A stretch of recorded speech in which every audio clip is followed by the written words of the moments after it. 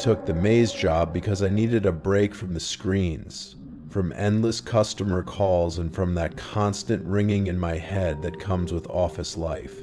I wanted air, real air, and something simple, the kind of work where your hands get dirty and your brain gets quiet. By October, my routine was easy. Clock in, grab my radio and headlamp, toss a few wristbands and a folded maze map in my pocket, and spend the night helping people get safely lost. The maze was tucked in the back of a family farm just outside Peoria, run by this sweet older couple, Mr. and Mrs. K. They did it all: hay rides, apple cider, a few goats, and the 6-acre corn maze that pulled in half the town every fall. Honestly, I liked it there. The air smelled like dirt, sugar, and wood smoke. Most of my co-workers were local teens who joked through their shifts and made the long nights go faster. We dealt with the usual: kids wandering off, dads thinking they could outsmart the map, couples sneaking away for alone time. It was all harmless, until that one calm night when I saw him. I was standing on a hay bale, counting groups heading into the maze, when I caught a glimpse of something, someone, moving in a direction no one should have been. Diagonal, straight through the rows. The maze was built symmetrically.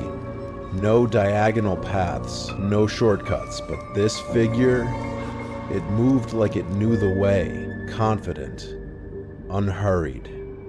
I nudged the kid handling wristbands. "You see that?" I asked. He squinted, shrugged, said maybe it was Ed checking the sprinklers, but Ed didn't glide like that. Before I could say anything else, the figure slipped back into the corn, gone as fast as it appeared. I tried to shake it off. Maybe it was the lights, the echoes, the maze itself playing tricks on me. But later that night, as I drove home, that image burned into my head. The perfect lines of the map. Every turn and pathway. No diagonals anywhere. The wind rustled through the corn, carrying kids' laughter and the chirp of radios calling lost and found. Around 9, as the last sunlight faded, I saw him again. Same tall figure moving slowly, watching. He wasn't following the maze paths. He was between them, slipping like he didn't belong. I grabbed my radio. Anyone patrolling West Side? Static, then voices from the cider stand, the parking lot. No one near me. My heart pounded. I scanned the exit line and saw him by the emergency gate, head slightly turned toward the maze. "Sir, wristband please," I called. He lifted a hand, dropped it, and vanished into the corn, not using the exit. My stomach sank. He wasn't a guest. Over the next nights, I watched him appear at different spots. The snack trailer, the bridge, behind the goats, always slipping in and out like he had secret access and no one else ever noticed. That night stuck with me. I couldn't shake the feeling that someone or something was still out there. The next evening, the air was colder, the wind slicing through the corn like whispers. I went out again, telling myself it was just to check the fence line, but deep down I needed to know. As my boots crunched over the dirt, I saw it. Another slit in the stalks, fresh and clean, like before. But this time there was something else. A piece of fabric snagged on a leaf, dark and torn. I lifted my light and felt my chest tighten. The ground beside it showed drag marks, like someone had been pulled backward. I radioed in, voice shaking. "West Ridge, something's wrong." Static. Then nothing. The light on my ATV flickered once, twice, then went out completely. I heard breathing, close, slow, steady, right behind me. I turned fast, but no one was there, just the sound of corn moving on its own. The next morning, I walked that same west path and everything felt wrong. The private hallway through the corn was still there, only now, someone had tied a string across the trail, waist high, tight as a trap. I cut it, Stood there staring, and it hit me. This wasn't some Halloween prank. Someone had been setting it up, planning something. We tried to laugh it off, but deep down, we all knew better. After that, new rules came fast. No one went in alone. Body cams on every patrol. But the maze didn't feel the same. The nights got heavier. You could feel it in the silence, like the field was waiting for something. 3 nights later, Ross radioed me, voice low. Station 5. I'm hearing tearing sounds. West side. My heart dropped. I jumped on the ATV, speeding toward the ridge. The noise came in waves, like something dragging metal through the stalks. Then it stopped. Dead quiet. I turned off my light. That's when I heard breathing, slow and steady, just a few feet away. My heart was pounding so hard I thought it might burst, matching every gust of wind that rattled the corn. Then, 3 rows ahead, the stalks shifted. Not like the wind, not like a deer. It was deliberate, too precise, too quick. I swung my headlamp and caught the faintest ripple, a shadow retreating fast down that hidden corridor. But no one was there. My whistle shot out 3 sharp blasts, our emergency shutdown signal, and instantly the maze froze. Guests paused mid-step, radios crackled with urgent chat. Mr. K's voice came calm but firm over the comm. All staff, guide everyone to exits now. By the time backup arrived, the trail was empty again. The Fresh Prince, my coworker, swore he'd seen it too, standing right there 1 second, gone the next. We shut the maze early, refunded every ticket, and called the sheriff. A deputy took notes, told us to stay vigilant. That's small town life. There's only so much they can do unless someone actually vanishes. Even now, I get chills thinking about how close we were to something no one should ever face alone. Days passed, and nothing. I started to think maybe it was over, just my imagination running wild. Then Wednesday morning came and I got to the berm early to check the maze before anyone else arrived. The corn stood tall, golden, blocking the early sunlight, and as I stepped forward, my shin snagged on something. Twine. Another line, but this one tied between fence posts on the staff side, meaning whoever it was had been outside the maze, moving where only we went. My heart skipped. I radioed it in, untied the string, and stuffed it in my pocket, trying to act calm, but my hands were shaking. For the first time, the world felt unnervingly still. No wind, no insects, just the faint creak of the metal gate behind me. I lingered longer than needed, pretending to check the fence, stealing nervous glances over my shoulder. That night, I volunteered for BM patrol. Headlamps strapped tight, whistle ready, radio crackling. At first, the maze was alive with laughter. Kids shouting, families wandering, flashlights bouncing over the corn. But around 9 o'clock, that sound thinned, fading until all I could hear was the corn moving with the wind, breathing around me, and my stomach sank, realizing the quiet was heavier, waiting, like something was out there watching just beyond the light. Then came 2 soft taps, like a boot toe nudging dirt impatiently. My pulse jumped. West, berm? I whispered into the radio, thinking maybe someone was near Station 5. Ross replied, calm but tense, holding a group. Want me to check? Negative. Stay put. I crouched low, swinging my headlamp across the ridge. The corn nearest me bent just slightly, bowing and rebounding as if brushed by a shoulder, but no figure appeared. My gut screamed someone was there, hiding in plain sight. I started the ATV, not to chase, just to make noise, to let them know I wasn't alone. The engine roared into the dark, and for a few heartbeats the stalk stilled. Nothing. We didn't catch anyone that night, and deep down, I knew we never would. By the weekend, the maze returned to normal. Families laughed, kids screamed, flashlights bobbed through the rows, and life carried on toward Halloween. But I couldn't shake it. Every shadow, every rustle of corn whispered that he was still out there, waiting, watching, moving in the spaces no one else could see. Even after everything quieted down, I couldn't stop myself from scanning the corners. Once you've seen something move where it shouldn't, you stop trusting what's supposed to be safe. Maps, rules, boundaries, they don't mean much when you know someone's been breaking them all along. Our final cleanup day came in early November. The corn was dry and brittle, cracking under frost, the air sharp and still. I told myself I was just walking the berm for closure, but deep down, I knew I needed to see it again, and there it was. The private corridor, still visible, a pale scar cutting through the maze where stalks refused to grow back. I followed it to the fence line, heart pounding with every step. Beyond it, a single tree leaned over a narrow ditch, the perfect spot for someone to watch, unseen. Standing there, I realized how easy it would have been for him to move between shadows, slipping in and out of our world like he belonged there.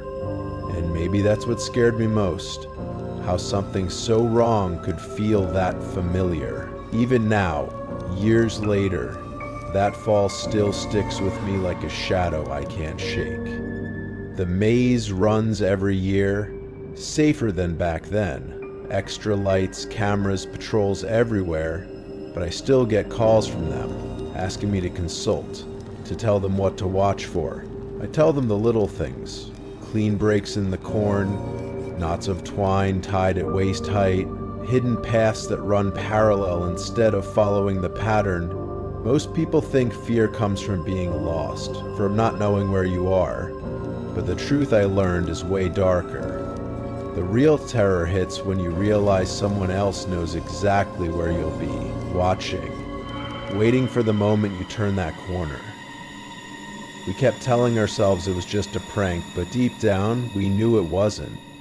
It's a lesson in respect, in vigilance. Perimeter checks matter. Maps don't mean anything if someone else's map guides them right to you. And that, more than anything, is the part of the maze that never fades.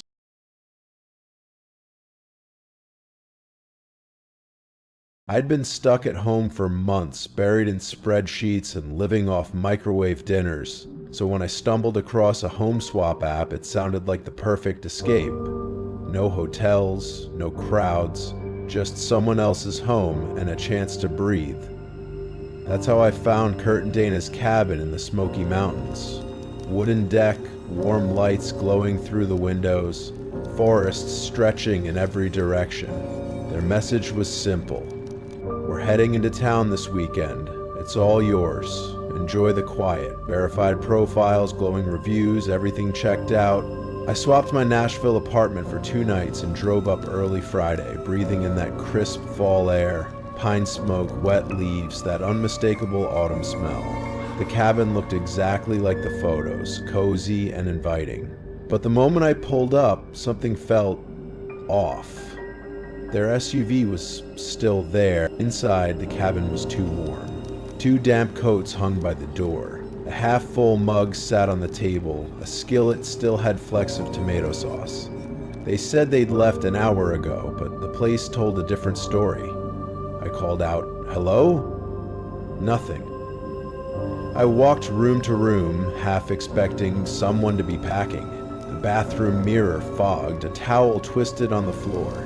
I told myself maybe they'd left in a rush, maybe forgot something. I texted them, "Just arrived, place looks great, thanks." 3 dots appeared, then disappeared. No reply. Then came a low, slow thump from under the floorboards. The listing mentioned a basement. My heart sank, and that's when I realized this weekend escape might not be as simple or safe as I thought. I found the door near the kitchen stairs, small, plain, locked with a simple latch. I knelt down, pressed my ear against it, and for a second I thought I heard something.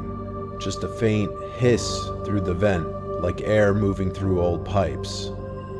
Then came a soft click, metal against wood, from the other side. My stomach tightened. I laughed it off. Old cabin, new noises, right? But something about it didn't sit right.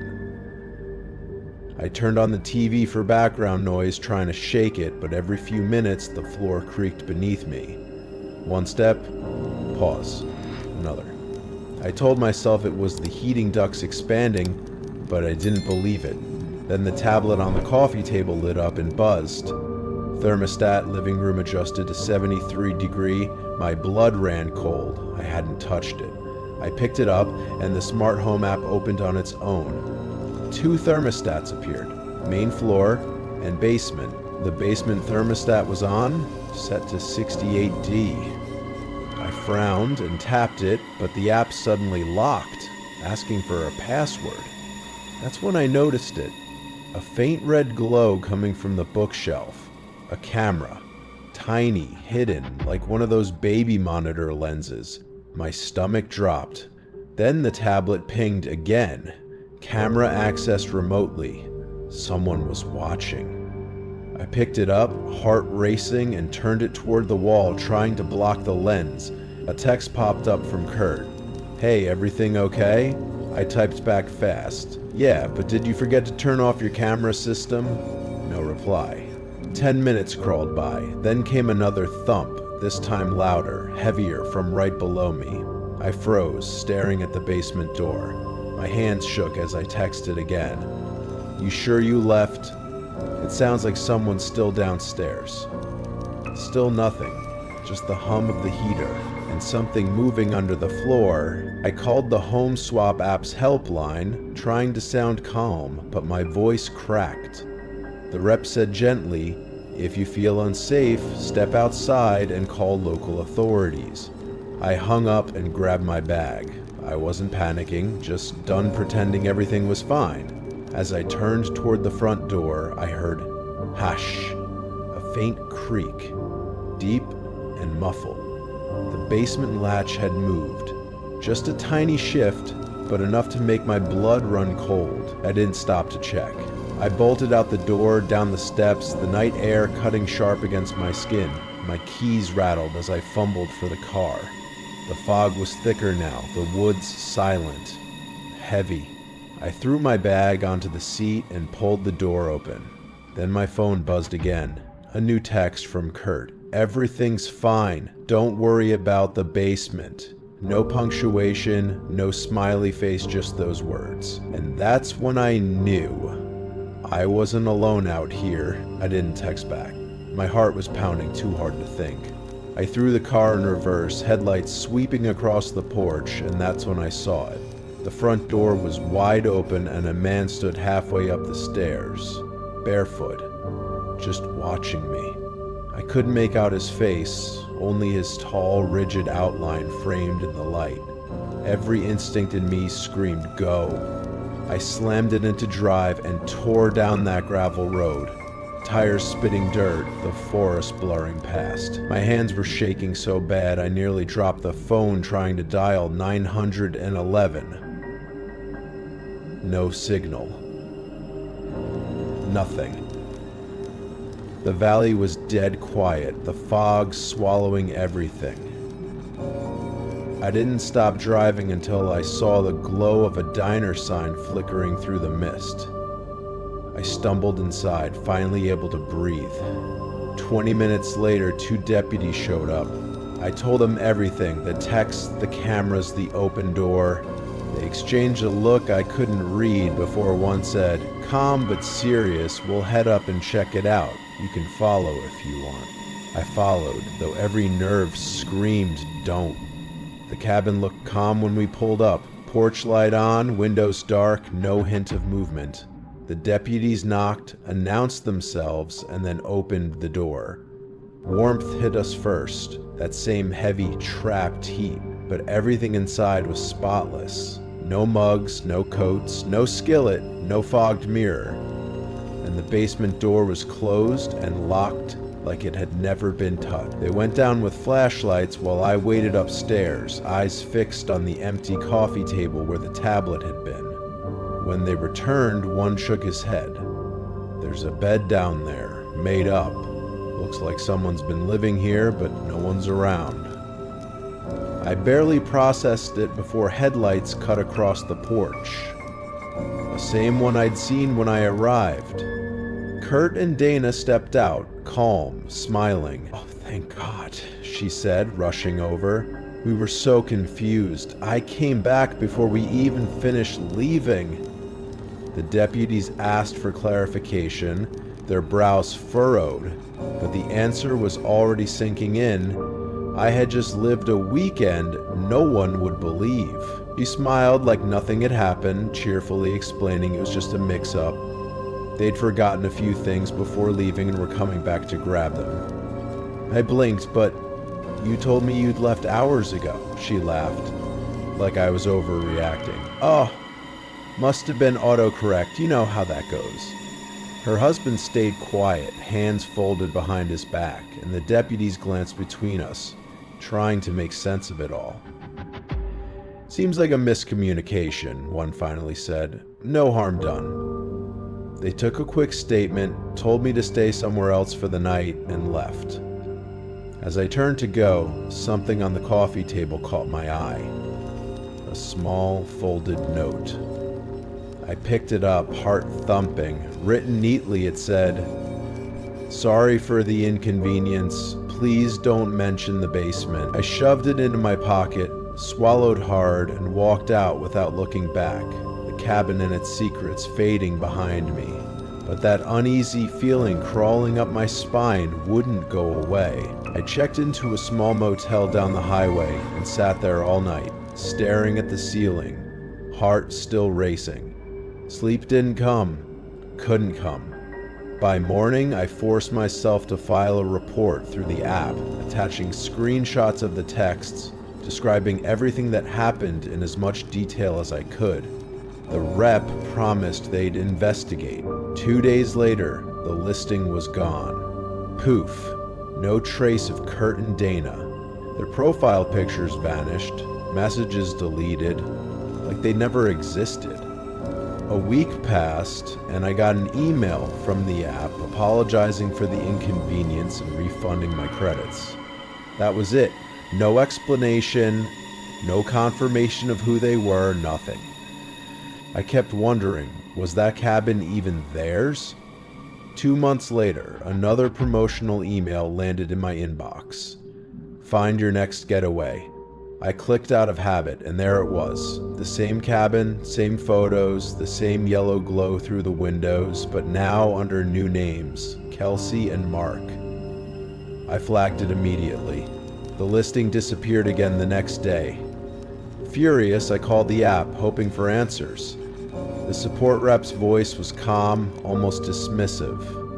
"Thank you for bringing it to our attention," they said.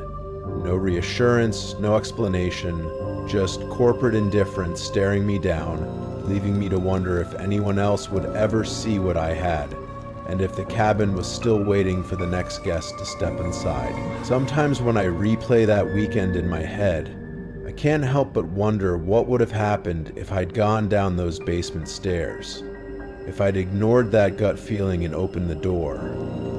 Every detail, the text delays, the basement heat still running, that weirdly calm demeanor when they returned. It all feels too precise, too rehearsed, like they'd done it before. The more I think about it, the less it feels like a simple misunderstanding. Maybe the app wasn't the trap at all, maybe the swap itself was. They claimed they'd left for the weekend, but the house said otherwise. 3 years have passed, but now when friends rave about cheap weekend swaps or cozy Airbnbs, I can't help but smile and warn them, double check that the owners really left. Because sometimes people don't really move out, they just move downstairs.